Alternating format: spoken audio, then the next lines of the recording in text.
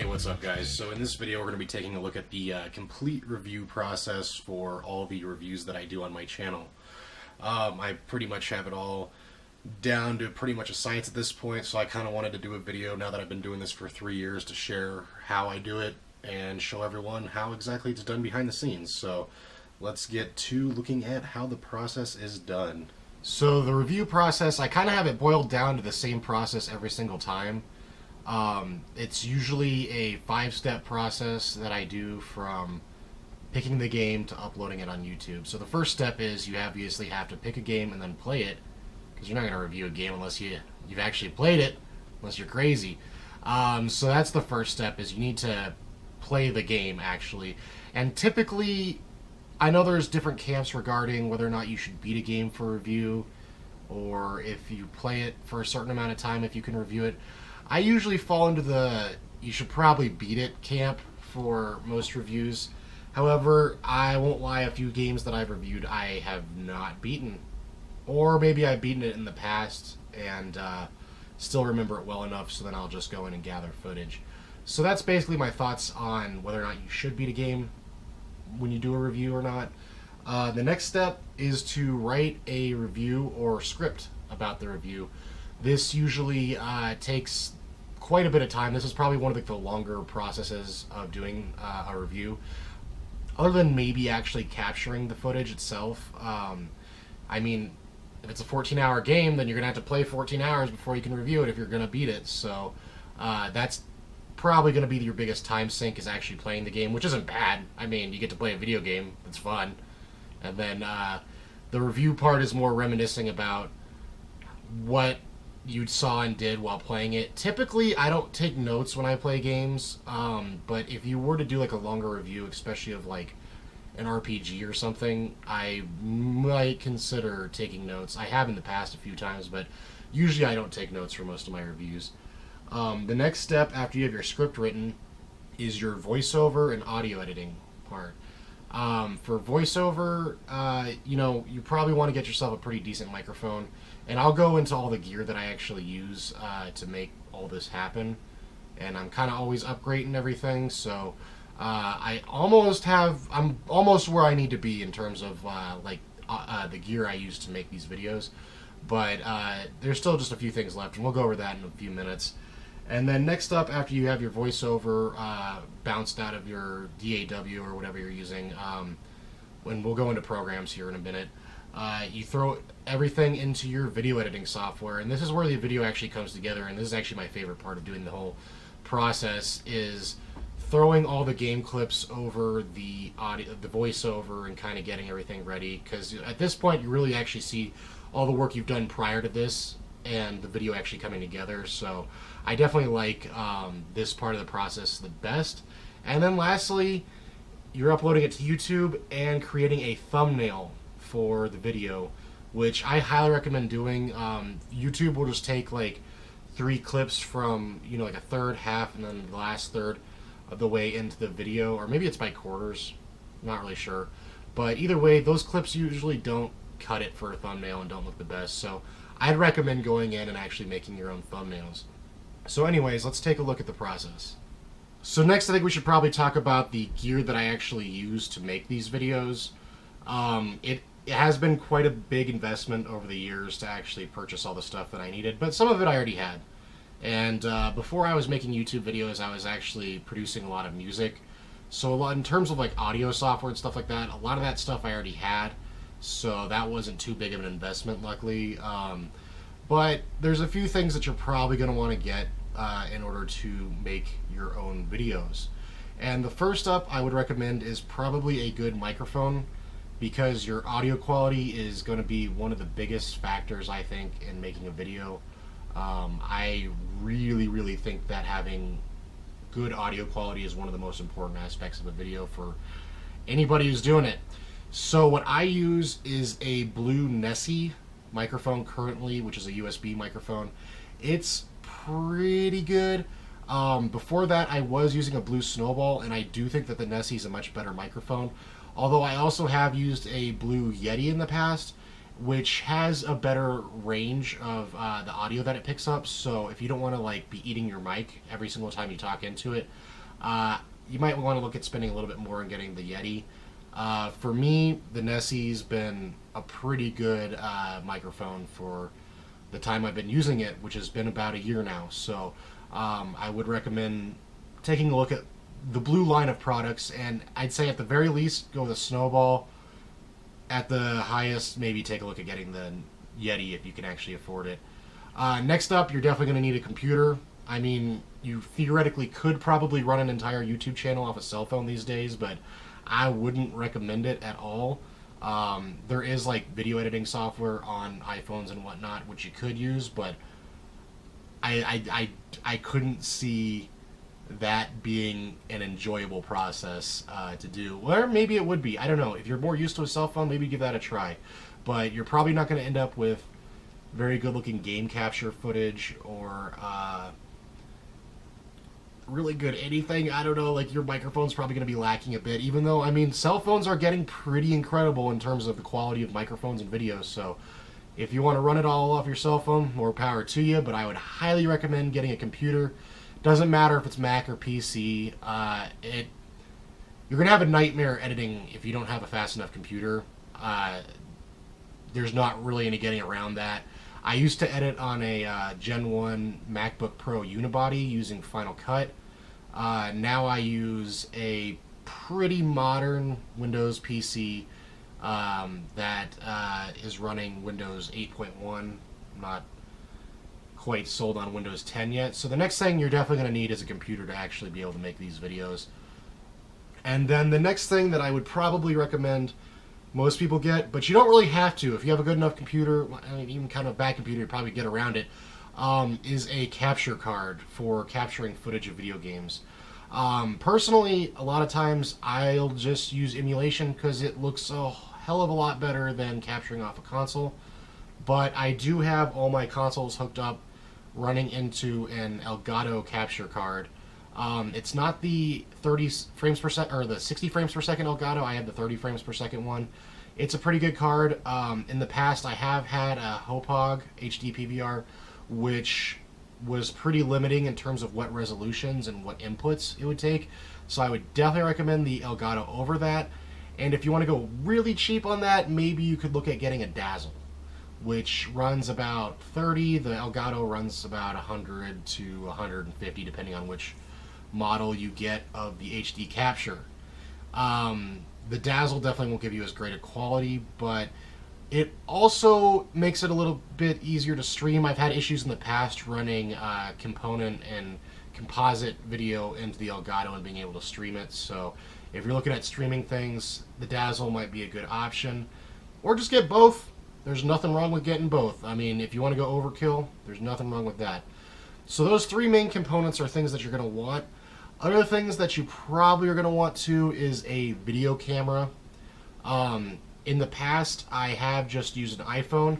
And to be honest, Apple makes excellent cameras in their phones. I think they're extremely high quality. I mean, compared to most Android phones, you're going to get much better photos and video out of an iPhone just because of the technology Apple puts in there. And I mean, I don't care if you're an Apple hater or whatever. A lot of people are. Their products are really good, and especially their cameras in their phones are pretty much unbeatable.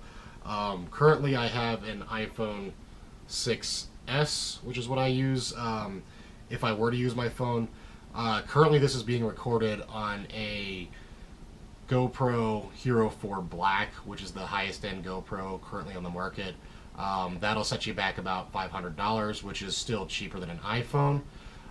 If you're looking at possibly a cheaper option, I would probably recommend a Polaroid Cube, which you can get on the used market for anywhere from 40 to 60 bucks, and I think they're about 80 or something like that new. And those have pretty excellent video quality, although they don't allow you to run an external microphone into them, which is one of the major problems with them. And one of the other things that I really like about the GoPro is I can control everything on the GoPro from my phone, which is how I'm actually doing it right now. So that is a really nice feature with the GoPro. If you were to go maybe a little bit higher than the Polaroid Cube.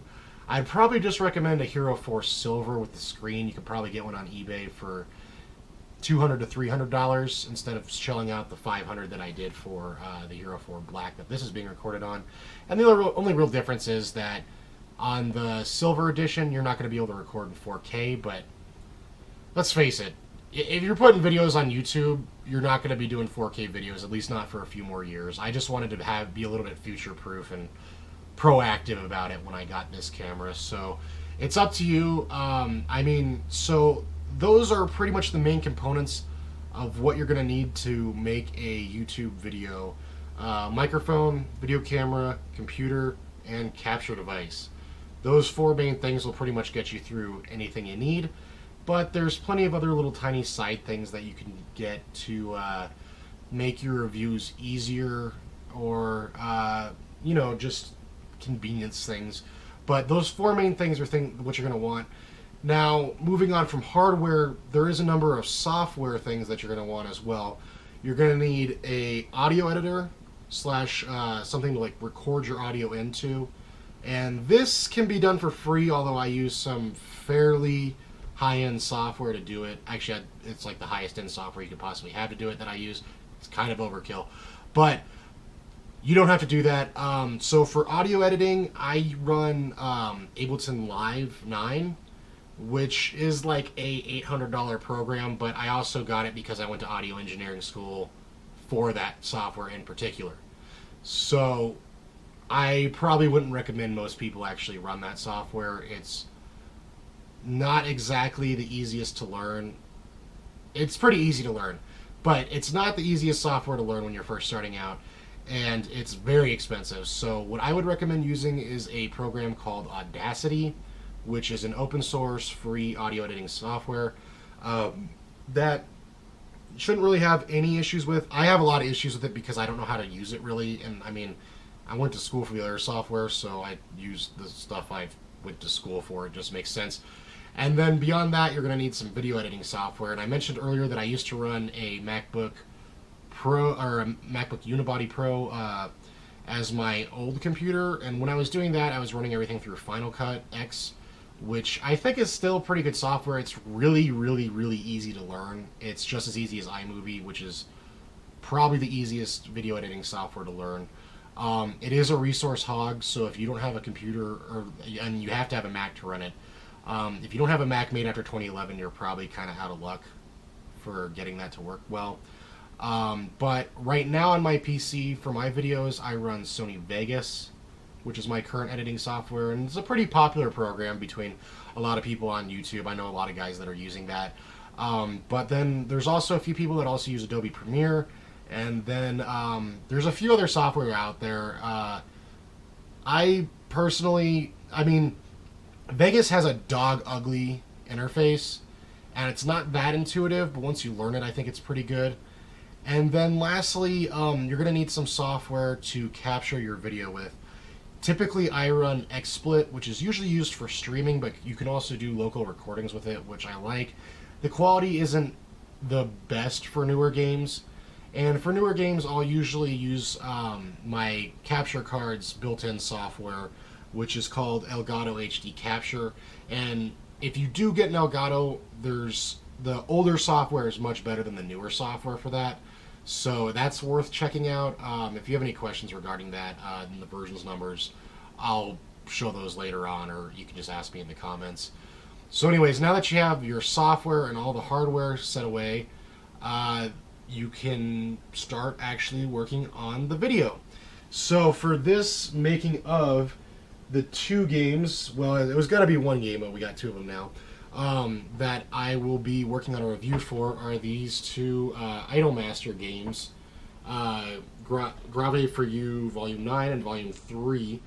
The main reason I'm doing these games in particular for this making of is because they're not really games, and they're going to be really easy to review, so that way I can also focus on making this making of as I make the review. And then when it's done, you'll be able to see the final product and then see exactly how that video is made. So, that being said, it's time to play the games and dive in.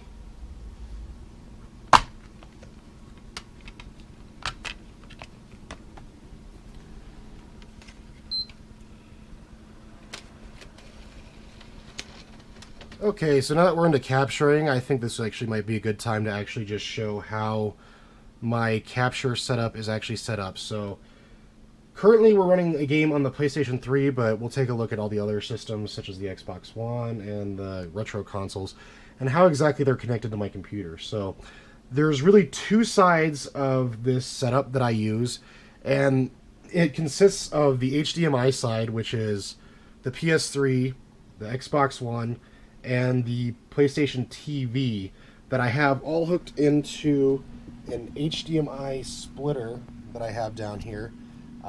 This splits the HDMI signal 3 ways, and then from there it runs into this little device here.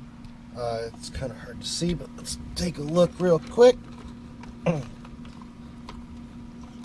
So what that is an HDCP stripper, which allows me to actually capture HDMI footage directly off the PlayStation TV, which is sitting down there with it, and the PS3, because they have HDCP encoding on their output video. So if you run it into a capture card, which is sitting right there, you won't actually be able to see anything. It just goes black and won't output video beyond that. So that's the 3 ways that I have the video running out of the HDMI side of things. So as you can see, the component/composite runs into the capture card right there, next to the HDMI input on it. And so from there, the wire runs all the way over here into what is a signal amplifier. So this signal amplifier allows me to run video into it, which outputs to the capture card, which is over here, and then it also outputs to my CRT TV, which is located right there. This allows me to capture light gun games or anything like that, which would require me to have a CRT. It also allows me to play games on the CRT for the retro consoles the way they were meant to be played. So from there, beyond that, all the consoles run into an 8-way video audio switch, which is located right here.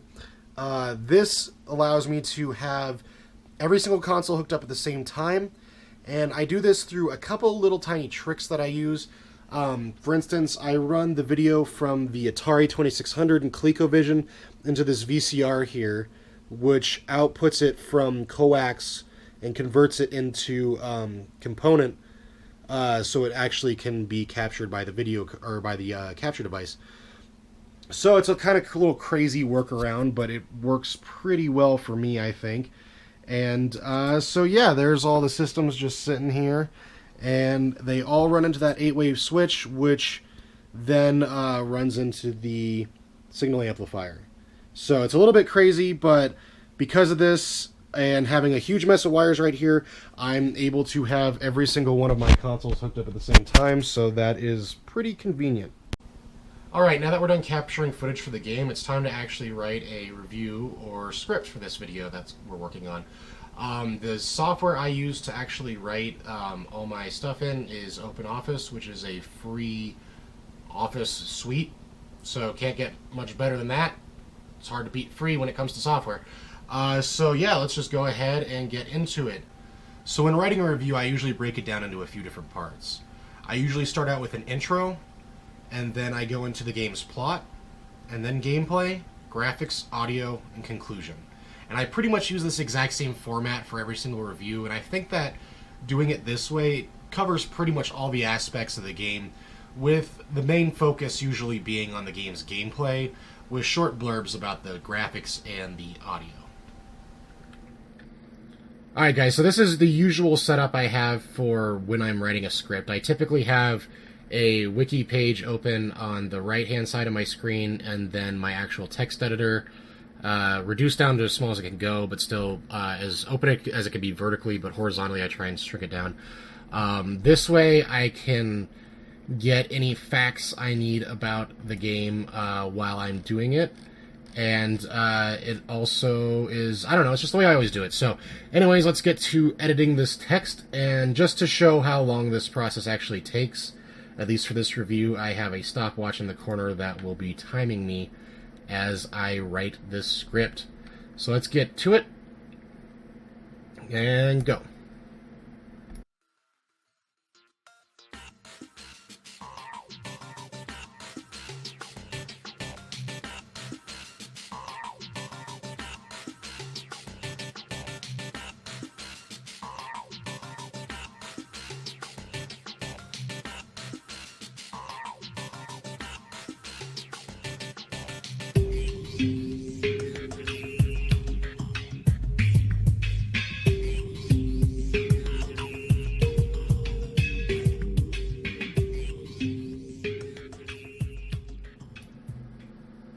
Alright, so we're done with the script now.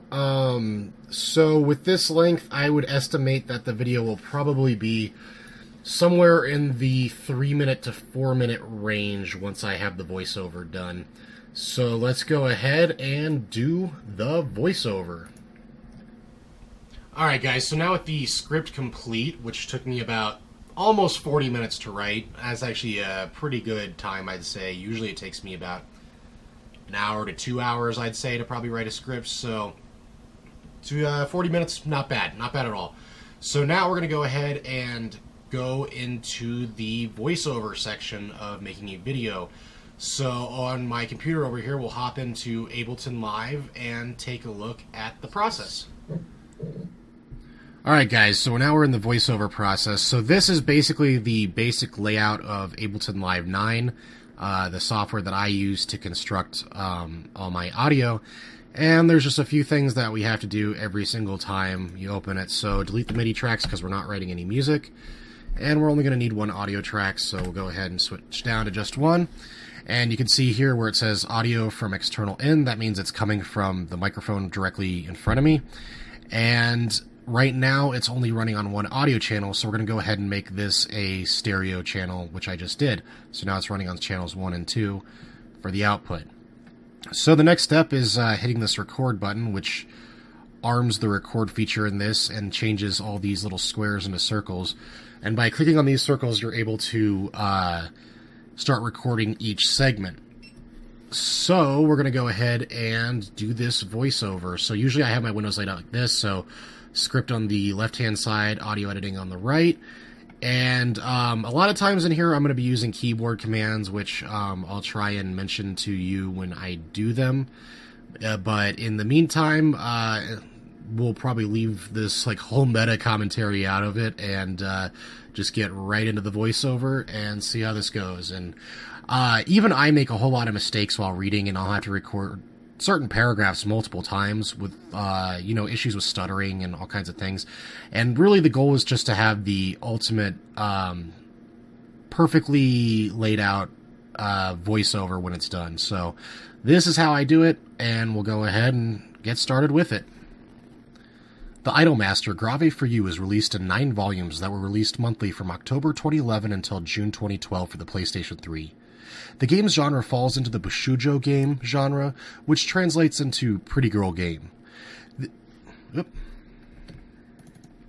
So yeah, if I stutter or something like that, what I'll do is I'll just cut the track there and then isolate the waveform that I just made. And the Idolmaster Grave for You is released in 9 volumes that were released monthly from October 2011 until June 2012 for the PlayStation 3. The game's genre falls into the Bushujo game genre, which translates into pretty girl game. So I don't like that pause I just did where I said Bushujo game genre. That was too long of a pause, so I'm going to go ahead and cut that part out of it. And actually make a little divot here so I can cut it there. Okay, so and then I'll go back to my script and start from the sentence I need to start from. So here we go. The game's genre falls into the Bushujo game genre, which translates into pretty girl game. In this series of games, there's no real goal other than to take photos of the girls in the game. The game is based on Idolmaster series, which initially was a life simulation game and rhythm game based on Japanese idol culture. Idolmaster would later become an anime and have a number of other games released in various genres. So if you see there, I accidentally kind of went off script a little bit because I was reading faster than I should have been. But let's give it a listen and see if it's worth keeping or getting rid of. The game's genre falls into the Bashoujo game genre, which translates into pretty girl game. In this series of games, there's no real goal other than to take photos of the girls in the game. The game is based on Idolmaster series, which initially was a life simulation game and rhythm game based on... I should have said, I left out the, so it sounds weird. So I gotta go back, and the game's based on the Idolmaster series.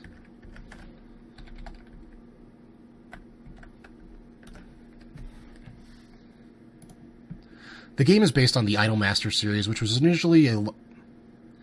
The game is based on the Idolmaster series, which initially was a life simulation game and rhythm game based on Japanese idol culture. Idolmaster would later become an anime and have a number of games released in various genres. A subset of idols are grave models, which are typically... A subset of idols are grave idols, which typically model for photo shoots that are used in magazines, photo books, and DVDs, and are typically marketed towards men. Despite usually posing in semi-provocative poses, a subset of idols are grave models, which are usually... A subset of idols are grave idols, which typically model for photo shoots that are used in magazines, photo books, DVDs, and are typically marketed towards men. Despite posing in semi-provocative poses, grave idols... A subset of idols are grave models, which typically model for photo shoots that are used in magazines, photo books, DVDs, and are typically marketed towards men.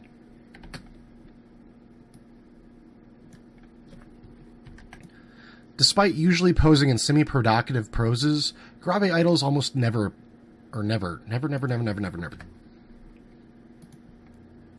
Alright, so that's how I basically construct the elements of a voiceover. And then from this view that I use in Ableton, I move it over to a session view, and then add a couple audio enhancements that will help make it sound better.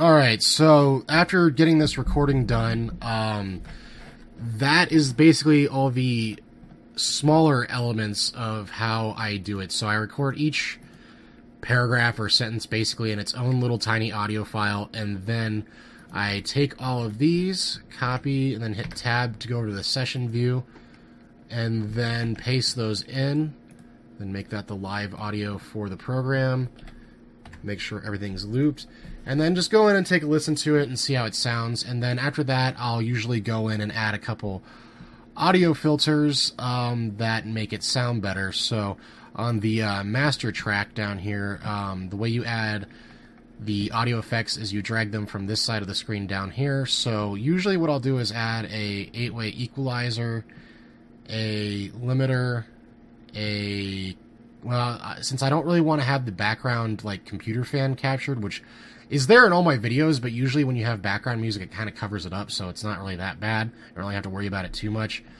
There is a way in Audacity to completely remove that, but I hate that program, so I'm not going to do it. Basically, so with an equalizer, basically you just want to kind of raise up about the 200 hertz level and up until about the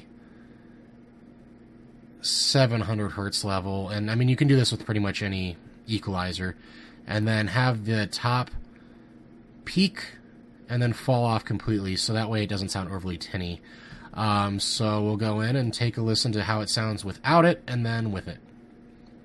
The Bashoujo game genre, which literally translates into pretty girl game. So that was it without the equalizer. Now let's listen to it again with the equalizer. Okay, so that's sounding pretty good. And then the other thing that I'll do is take all of the audio files and do that. And so by looking at the waveform, you can kind of see how close you are to clipping on the waveform, which is something you never want to have happen. You never want it to clip. So what we will do is just kind of bring out all the audio up until the loudest things begin to start clipping. So right about there.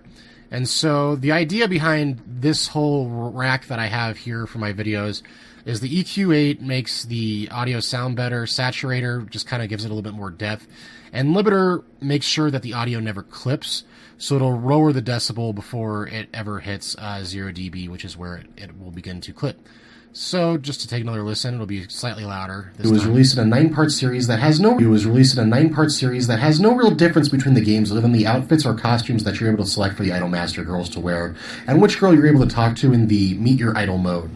Gravure for You has 2 primary game modes: the Meet Your Idol mode, which allows you to have a short conversation with the girl on the cover of the game, and the Photo mode, which is the game's main gameplay element. In the Photo mode, you're able to choose which of the 13 idols you'd like to take photos of, and which of the 2 outfits you want them. Okay, and so lastly, I'm going to try and isolate the sound of the computer fan. So you just take a dead area like this, loop it, and then, oh no, I lost where I was. I think this is it. So you can hear the idle computer sound in the background just repeating here. So in order to get rid of it, I'm going to head over to the master track, add another one of these, and then change the features so it is just a total dip wherever it is. And you can see that the majority of the computer fan sound is located right.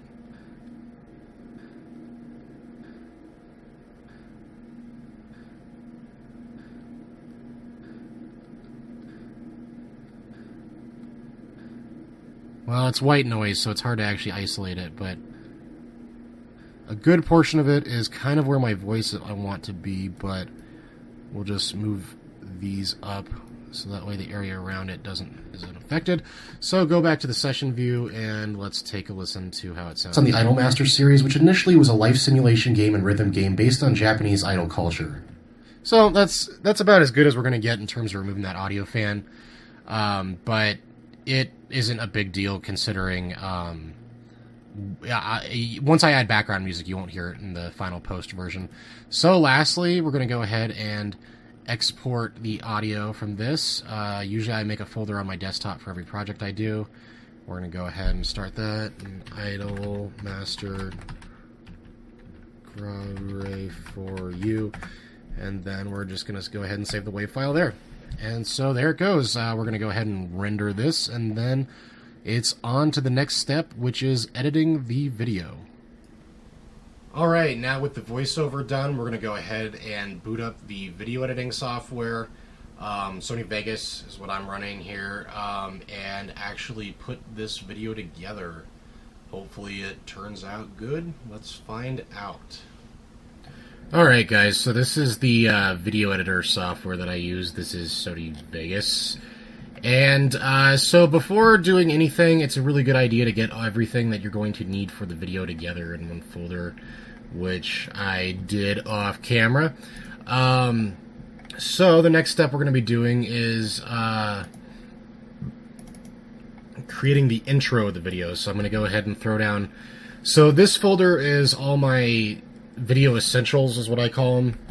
So it's things that I use in every single video. For instance, my intro / like the multi-tap bumper.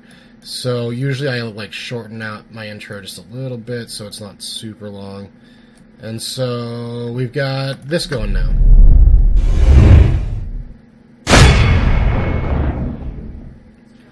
Which you'll usually see at the beginning of every single video I do. And then next, I'm going to go ahead and go with the folder that has all the files that I'll be using today. And actually, I forgot to move the re-rendered video files in there. But okay, so they're there now. Reopen Vegas. And so I'm going to be using all this stuff. So what I'm going to do is just drag it over here into Project Media and let it do that.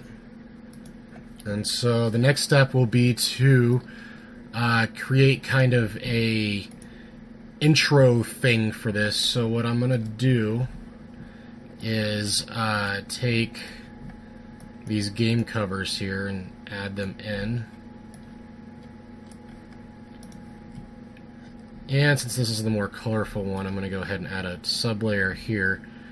And so for all these, I'm going to extend them out so the video will kind of start around 20 seconds in after the intro. So we're going to take this one, and since this has the highest color, we're going to reset the way it looks so it becomes the background, like so.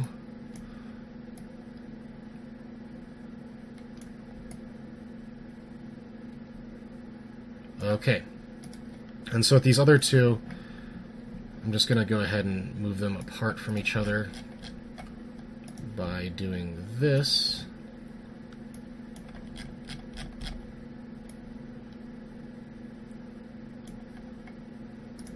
And then to make the background one not really pop out so much, we're going to go ahead and Gaussian blur that. So now it's nice and blurred behind there. And then the next thing we're going to do is we're going to add drop shadows to both of these, which means just going in here, adding shadow, shadow, drop. Okay. And then add it to this one too. Alright, so the next step is to add in the voiceover, which will be my untitled.wave file that will go right here. And actually I'm going to go ahead and unlink this in case I have to modify that, the voice track, and then add it down there.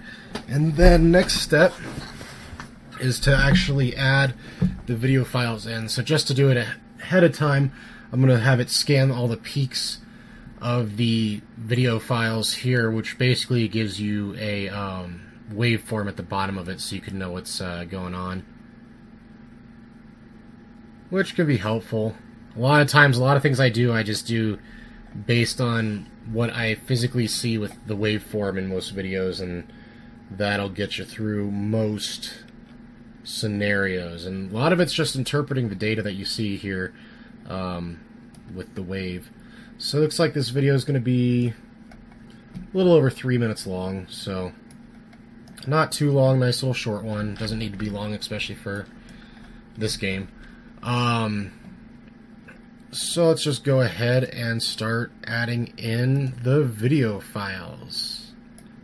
Let's bring this out a little bit. You know what, actually we're going to go ahead and add a fade in on these.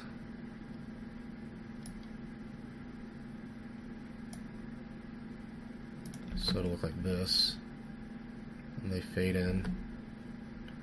Because if I can't have them move, then I might as well have them fade in. So, alright, so let's just take a look at what it looks like now.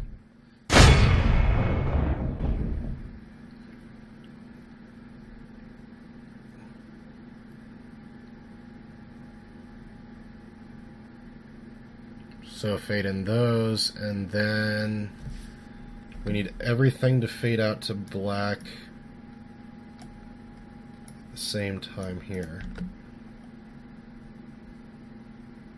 So total fade out. Well, that fades out slightly after, so bring that back.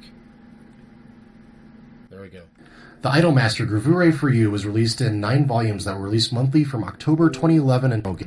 Alright, so there is the audio file. So next up is to add in some game clips. Unfortunately, these games don't exactly have a wealth of